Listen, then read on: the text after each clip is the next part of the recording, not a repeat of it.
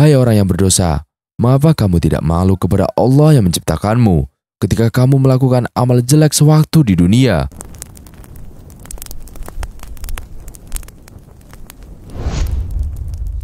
Assalamualaikum warahmatullahi wabarakatuh. Sahabat beriman yang dirahmati Allah Subhanahu wa Ta'ala, malaikat Mungkar dan Nakir adalah dua di antara 10 malaikat yang wajib diketahui dan diimani keberadaannya. Tugas keduanya mengajukan pertanyaan-pertanyaan kepada para mayit yang baru saja dikubur. Dan diriwayatkan dalam sebuah hadis, tatkala mayit diletakkan dalam kubur, maka datanglah dua malaikat dengan menggunakan pakaian serba hitam.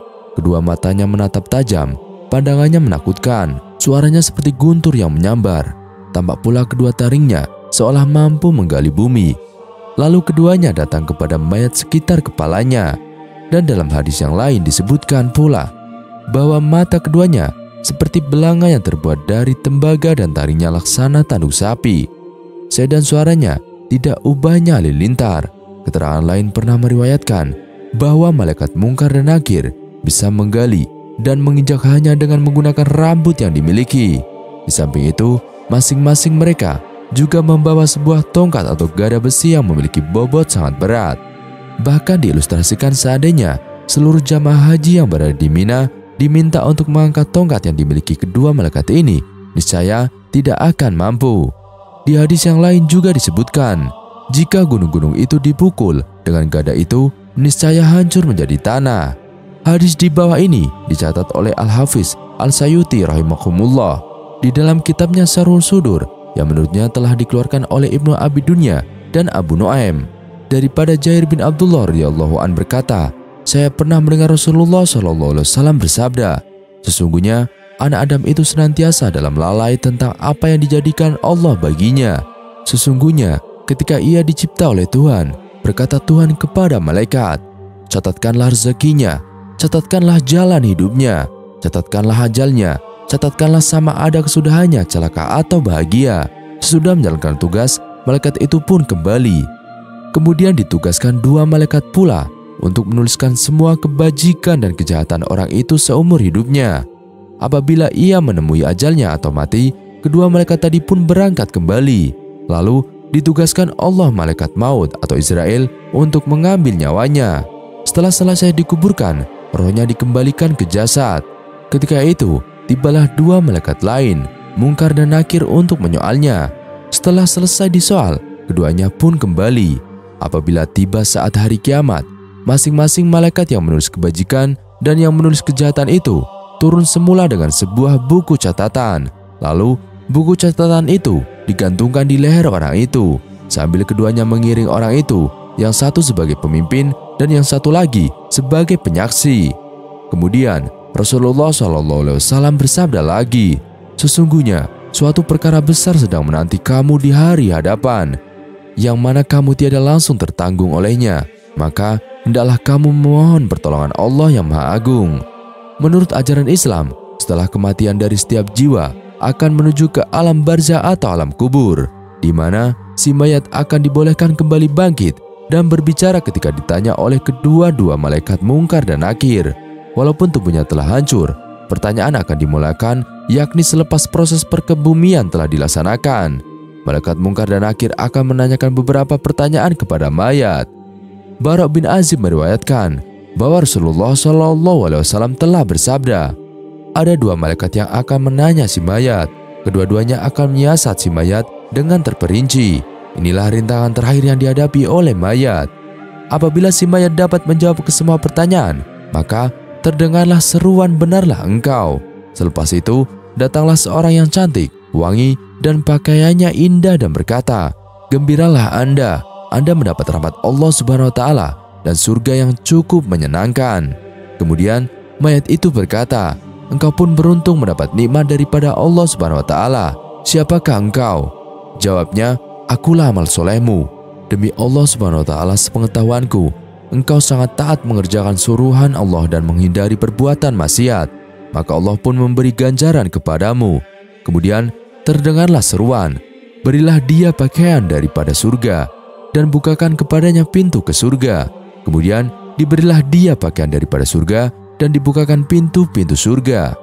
Kemudian mayat itu berdoa, "Ya Allah, segeralah kiamat. Semoga aku berjumpa dengan keluargaku dan mendapat hartaku." Dengan orang-orang kafir, apabila sudah menghadap ke akhirat, turunlah kepada malaikat yang sangat kejam dan memakai pakaian api dan baju daripada aspal. Apabila rohnya keluar, semua malaikat yang berada di antara bumi dan langit serta malaikat yang berada di langit melaknatinya. Semua pintu-pintu langit terkunci karena tidak ada yang suka roh tersebut. Lalu di hadapannya, ketika roh itu mau naik, para malaikat pun mencampur semula roh itu ke bumi karena amal jahatnya. Kemudian ada yang berkata, "Ya Allah, hamba-Mu yang bernama ini tidak diterima oleh langit dan bumi." Lalu Allah Subhanahu wa Ta'ala berfirman, "Pulangkan dia dan campakkan ke tempat yang telah aku sediakan. Aku sudah menyediakannya sesuai dengan firman-Ku, yaitu surah Toha ayat 55. Dari bumi atau tanah itulah kami menjadikan kamu, dan kepadanya kami akan mengembalikan kamu, dan daripadanya kami akan mengeluarkan kamu pada kali yang lain." Quran surat Toha ayat 55. Maka mayat orang kafir itu pun dapat mendengar suara selipar ketika orang yang menghantarnya mau pulang, sehinggalah dia mendengar pertanyaan, "Siapa Tuhanmu? Siapa nabimu? Dan apa agamamu?" Dia akan menjawab, "Saya tidak tahu." Kemudian disebutnya lagi, "Saya tidak tahu." Dan begitulah setiap kali pertanyaan dikemukakan kepadanya. Selepas itu, datanglah orang yang sangat bodoh, berbau, dan berpakaian buruk dan berkata, "Rasakanlah kemurkaan dan siksaan Allah Subhanahu wa Ta'ala." Mayat kafir tadi pun bertanya, "Siapa engkau?" Jawab orang bodoh itu, "Akulah amal jahatmu.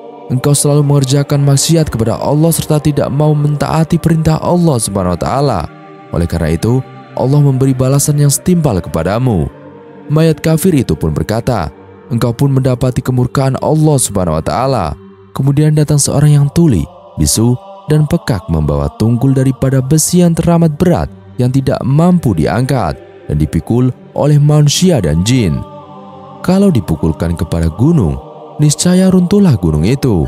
Lalu dia memukul mayat itu sekali, dan sekali pukul terus menjadi debu. Setelah itu dikembalikan rohnya dan dipukul lagi di antara kedua belah matanya, sehingga didengar oleh seluruh penduduk bumi kecuali jin dan manusia. Setelah itu terdengar suara, "Berikan pakaiannya daripada api dan bukakan pintu ke neraka." Kemudian diberilah dia pakaian daripada api dan dibukakan pintu neraka. Namun, tahukah kalian, sebelum malaikat Mungkar dan Nakir masuk kubur, ada malaikat lain yang masuk terlebih dahulu. Dan siapakah malaikat tersebut? Diriwayatkan dari Abdullah bin Salam radhiyallahu an, ada malaikat masuk mendatangi mayat di kuburnya sebelum kedatangan malaikat Mungkar dan Nakir. Malaikat itu bernama Ruman, berwajah cerah secerah matahari. Malaikat Ruman mendatangi mayat dan berkata, "Tulislah semua amalmu, yang baik dan yang jelek." Mayat berkata pada malaikat, "Dengan apa aku harus menulis? Di mana pena dan tintaku?" Malaikat menjawab, "Ludamu itu tintamu dan penamu adalah jari-jarimu." Mayat berkata, "Di atas apakah aku harus menulis? Aku tidak ada kertas." Malaikat Ruman menyobekkan kain kafan dan memberikannya kepada mayat lalu berkata, "Ini kertasmu dan tulislah." Maka menulislah si mayat tersebut amal kebaikannya di dunia, kemudian sampailah pada amal buruknya. Maka dia berhenti, enggan menulisnya, malu kepada malaikat Ruman. Malaikat Ruman berkata kepadanya, "Hai orang yang berdosa, mengapa kamu tidak malu kepada Allah yang menciptakanmu ketika kamu melakukan amal jelek sewaktu di dunia, dan sekarang kamu malu kepadaku?"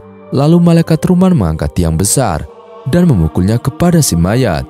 Mayat pun berkata, "Aku akan menulis semua amal baik dan amal burukku dalam lembaran ini." Sesudah itu, malaikat Ruman memerintahkan agar melipatnya dan mengalungkannya di lehernya hingga hari kiamat. Hal ini sebagaimana firman Allah Subhanahu wa Ta'ala, "Dan setiap manusia telah kami kalungkan catatan amal perbuatannya di lehernya, dan pada hari kiamat kami keluarkan baginya sebuah kitab dalam keadaan terbuka." Quran surat Al-Isra ayat 13. Setelah itu, malaikat Mungkar dan Nakir masuk menjalankan tugasnya, yaitu menanyai si mayat dengan beberapa pertanyaan. Ketika orang yang melanggar perintah Allah melihat buku amalnya di hari kiamat, Maka ketika Allah merintahkan untuk membacanya, ketika sampai di amal buruknya, dia berdiam. Allah Subhanahu wa Ta'ala berkata, "Mengapa engkau tidak membacanya?" Dia menjawab, "Aku malu kepada engkau ya Allah." Kemudian Allah pun berkata, "Mengapa kamu tidak malu kepadaku saat kau mengerjakan keburukan di dunia dan sekarang kamu malu kepadaku?" Hamba itu terdiam dan menyesal, tetapi penyesalannya sudah tidak ada gunanya. Allah Subhanahu wa Ta'ala berfirman, "Tangkaplah dia, lalu belenggulah tangannya ke lehernya. Kemudian masukkanlah dia ke dalam api neraka yang menyala-nyala." Quran Surat Al-Haqqah ayat 30-31. Wallahu a'lam bishawab. Dan itulah sahabat, sedikit kisah kali ini. Kurang lebihnya kami mohon dimaafkan. Yang benar datanya dari Allah Subhanahu wa Ta'ala. Khilaf atau keliru datanya dari saya pribadi. Wassalamualaikum warahmatullahi wabarakatuh.